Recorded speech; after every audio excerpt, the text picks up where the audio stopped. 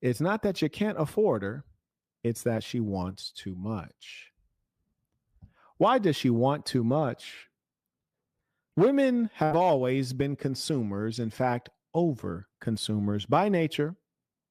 Yes, certainly you can find the rare bird here and there who is modest and does not consume too much, but always they consume more than you and I would consume if we were left to our own devices. I saw an image on Instagram that I thought was very accurate. It showed basically a guy with a bed in a large garage. And so in the garage, you could see his car, you could see his bed, and it was like a studio apartment. They said this is how men would live if there were no women around, which is largely true. It would be utilitarian. Everything has its function, nothing extra. None of the feminine, goofy, unnecessary stuff. None of the beautifying. Yes? We get our joy from other sources, not from the fluffy, unnecessary, extraneous things in life. It's true. And that's a much more cost efficient way to live. You know, women, they talk about the bedroom set. Like, for example, my mother's here and I've ordered like 5 beds, right? And my mother will say, oh, well, should we get the bedroom set for it? And I say, well, why would we get a bedroom set? The walk-in closet, which is also the size of an apartment, it has built-in shelving. And with the built-in shelving, I can put my clothes on there. So why would I buy a dresser that would probably remain empty? Because I'd much rather use the built-in shelving because I'm also hanging up my clothes on the bar. So wouldn't it make sense to have all my clothes in one place? She says, yeah, but you need a bedroom set. I was, well, why do I need this? No, I don't need it. Marquette, when you say it's not that you can't afford them, it's that they want too much. What do you mean? Well, you gentlemen, you go to work in whatever profession you operate in, and you have generally a minimum number of hours you need to work, maybe a 9 to 5. And you go in. Sometimes you don't feel like it. Sometimes you feel sleepy. Sometimes you feel tired. Sometimes you feel sick. But you go in because you've been trained to be a workhorse as a male, a thankless workhorse that always bears its load, doesn't call in sick, doesn't shirk responsibility. You show up, you do your job. It's called duty. And you do that for your wife and kids. But what do you get back? Well, we don't expect the kids to give anything back. They're children. What does the lady give back to you? Do you ever hear her say, you know, I'm not cooking today. Let's grab something. Or, I'm not in the mood to cook. Or she acts like she's done too many things that day, so cooking's not appropriate. It's out of the question. I'm not in the mood to cook. I don't want to cook today. Well, you should ask yourself, gentlemen, how many times have you not wanted to go to work, but your ass still went? You hear me? How many times have you not wanted to hear your boss's mouth, but you still listen? Huh? How many times have you not wanted to spend the money on her, but you still spent it on her? And even ask her. You've been in the working world, love. How many times did you not work because you didn't feel like it? How many times did you look your boss in his eyes and tell him like, nah, I'm not in the mood? That's a good one because they'll apply that to many things. Now, my good fortune is I hear these stories. I don't experience this. This is not the life of a super player, you dig? I'm talking to y'all. This ain't my life. You hear me? They ain't never tell me I'm not in the mood. What? I give them that Russell Westbrook, bro. I ain't never heard that in life. That's out. But I hear this all the time on the internet. I don't even have friends like this. I hear this on the internet. I'm not in the mood. I'm not in the mood to cook. Not in the mood to make love. Not in the mood for this or that. Ask that broad. How many times have you went to work and looked your boss in his eye? And when he asked you to do your duty, you said, I'm not in the mood. And you thought that that was a valid answer and that he should just let it go. But they play you out like that. So that lets you know something. That lets you know that that boss has more authority than you do. That lets you know that she has more respect for him. That lets you know that her duty to her job and to a dollar is greater than her duty to you. And that also lets you know that she feels as though your efforts at work do not match up to her efforts at home, even though she's not even putting in a full effort. Come on now. So here's the thing. When I say they want too much, well, yeah, she wants too much. If you go work your 40 hours, she ain't at home putting in 40 hours worth of work. And then she has the nerve to clock out sometimes. You heard me, like, baby girl, you ain't even clocked in, low key. You want to take a vacation, but you ain't worked yet. You usually got to work your way to earn a vacation. You just want the vacations. You want too much. And here's another thing. Because we're in a credit-based society, people, meaning women, don't realize that you're not supposed to do really anything on credit. It's a scam to fool you. Yes, to get the Gentiles, to do them dirty. You're not supposed to have credit. All of the good books speak against credit, usury, interest. Yes. The Muslims, I believe they call it riba. The Jews, the Christians, it's called usury. You're not supposed to lend money with interest, especially not these high interest rates you'll find around this bill. Yes. But you go and you take out the personal loans or the payday loan or the credit card or whatever little trick, scam, or scheme the man has put you into. Huh?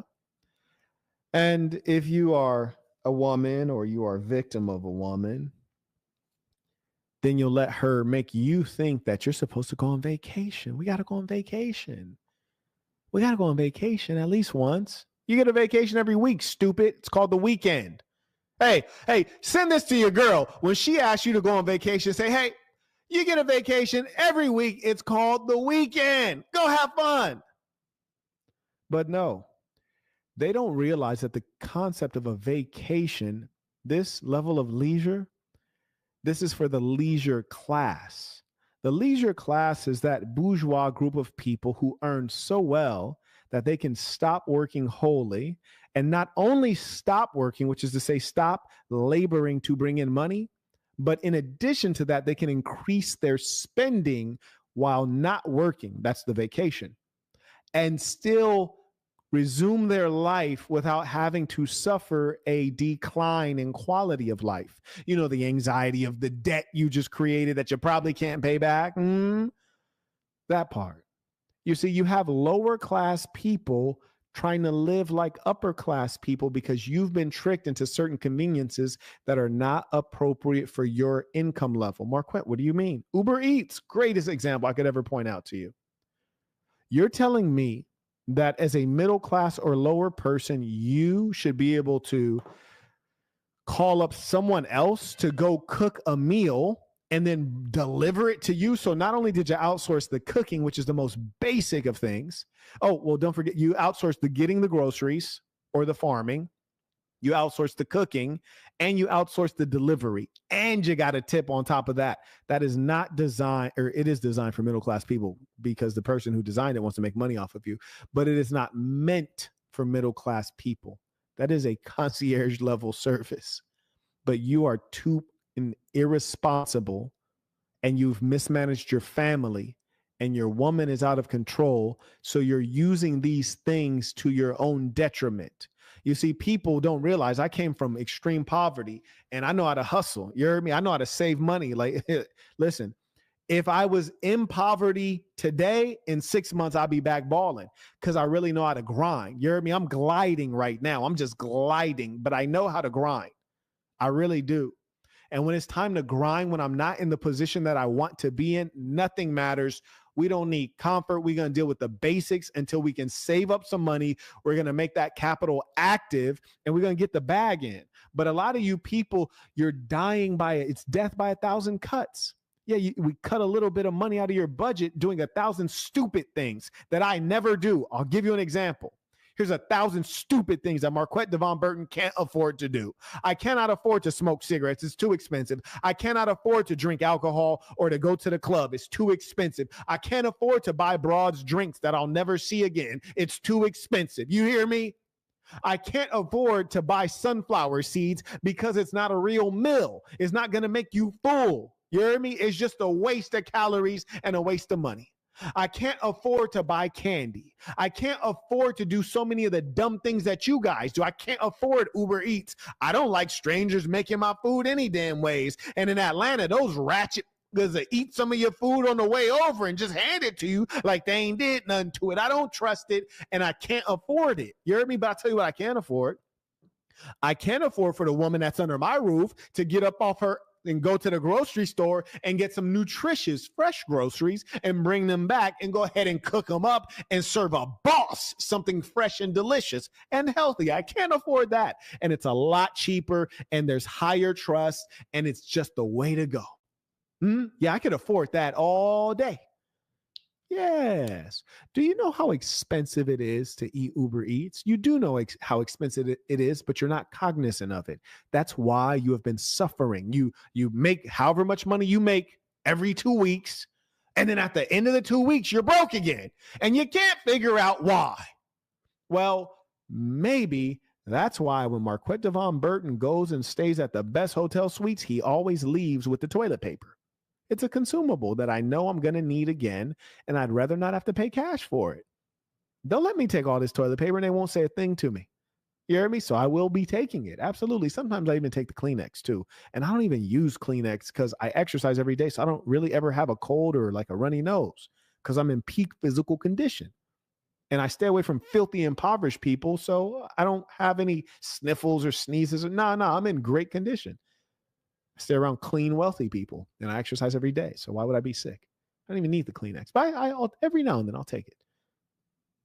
So you should ask yourself, why is it that the guy who we know for sure had an antique Rolls Royce, had a Rolls Royce with the purple guts, had the i8, two Maybachs, Lexus truck, all those cars, and also the real estate portfolio, the extensive traveling, private jets here and there, first class here and there.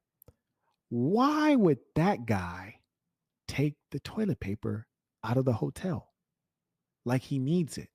And you know what? I really do feel like I need it.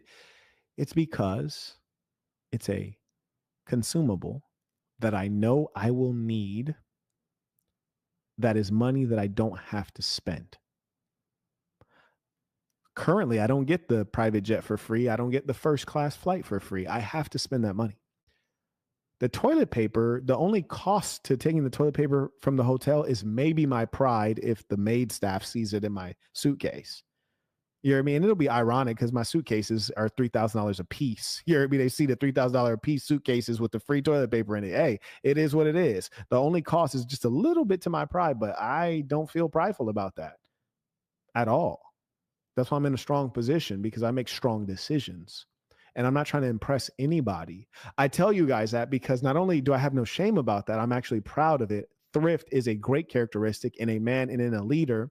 And if a woman's dealing with me, you see, they might show up as a gold digger, but they ain't gonna get no gold. You hear me? They might show up as a gold digger, like, man, it's hard to peel $1 off a bro. Like, bro ain't giving no sugar. That nigga's not a sugar daddy. That's a sour daddy. You hear me? He giving out game, but he ain't giving out no money. They gets no dough. You dig? No, not at all. Now, check this out. If baby girl's really offering value, I might peep you out and see something about you. I'm like, you know what? Like, I need to upgrade you. You hear me? Because like, I like how you move. I like how you support me. And I know you're going to be around me. You feel me? So I don't want to move around and I'm looking too good and you're looking like, you hear me? Like, I don't want you looking, and I'm looking this beautiful. You dig? So yeah, I might upgrade you, but that's because you added value to me first. So all I'm doing is returning value back to you. You hear me? But what you're not about to do, you're not about to show up and get a free ride in a fancy car off rip. That's absolutely out. You dig? Yeah, show up. Show me that you're about something. So me, I can never be victim of a gold digger. A broad could show up as a gold digger, but she ain't gonna get no gold. Nah, you got to earn everything out here. Absolutely. And that's the thing, man. I don't have to lead with the wallet or offer the broad $1 because I've always been the value. I've always been the value. And I know these pickup coaches, dating, whatever these nuts call themselves, these are just nerds. These are just nerds with money. That's all it is. They're nerds with money. So the only explanation they could possibly give to you is to get more money, stay on your purpose. Bro, stop it.